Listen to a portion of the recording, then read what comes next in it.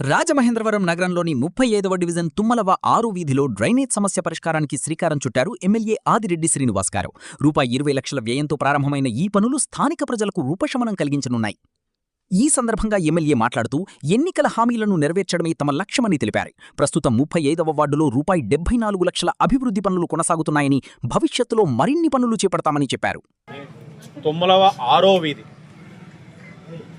ఎన్నికల సమయంలోనే ఇక్కడ మేము మాటిచ్చున్నాం, ఇరువైపులా డ్రైన్స్ వేస్తామని.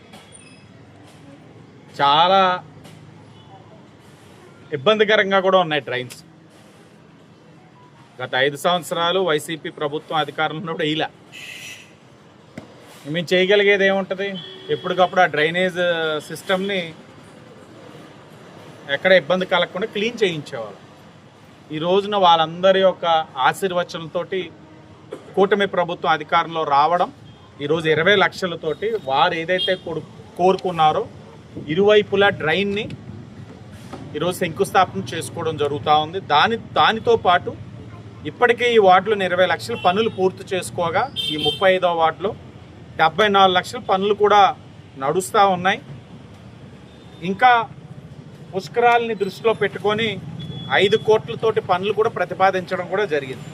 అవన్నీ కూడా అతి దగ్గరలో ప్రారంభించుకొని ఈ వార్డులోని పనులన్నీ కూడా పూర్తి చేసే బాధ్యత మేము తీసుకుంటాం.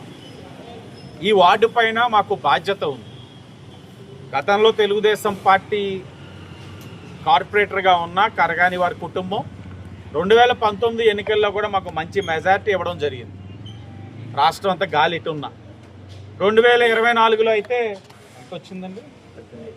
2024లో దగ్గరగా 1800 మెజారిటీ వచ్చింది, తెలుగుదేశం, జనసేన, బీజేపీకి కలిపి. అంటే ఈ వార్డు మమ్మల్ని ఆశీర్వదిస్తున్నారు. మేము కూడా అంతే బాధ్యతగా, నీట మునిగే ప్రాంతం ఉంటుంది ఇక్కడ. నీట మునిగినప్పుడు నాయకులు తడి తగలకుండా కాలికి పొడిగా ఎక్కడుందో నుంచొని వైసీపీ నాయకులు అలా చేయండి ఇలా చేయండి అనేవారు. మేమేం చేసేవాళ్ళం అంటే నేరుగా దాంట్లోకే దిగి వారికి పాలు ప్యాకెట్లు, మంచినీరు అంతా కూడా సరఫరా చేసిన రోజులు కూడా ఉన్నాయి.